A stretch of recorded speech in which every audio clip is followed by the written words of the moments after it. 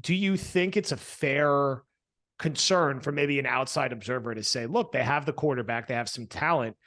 Is this coaching staff ready to outwit and outcoach and out chess game a Buffalo or a Cincinnati or a Kansas City for a team that hasn't played in a ton of like real big games the past 2 years? A couple late last year, which didn't really go their way, not necessarily on the staff. I think you're outgunned at quarterback down the stretch and banged up, but Robert Saleh is a big part of this equation here going into his third year, where people are now really going to expect him to have some win-loss success and candidly expect this team to be a playoff team, which is the first time that's been the expectation for the Jets, maybe since 2016, when everyone thought they'd be able to run it back and, build on the success of 2015 where they narrowly missed.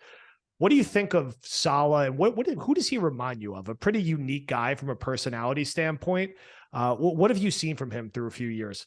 I think the one thing that I take heart in, just as a tactician, is when they got themselves to like 7-3 this past year, they had to approach those games with a tactician's eye, right? Like they had to approach those games with, our quarterback right now can't do this, and we have to figure out a way that we can play around him and win. And they did that for half a season.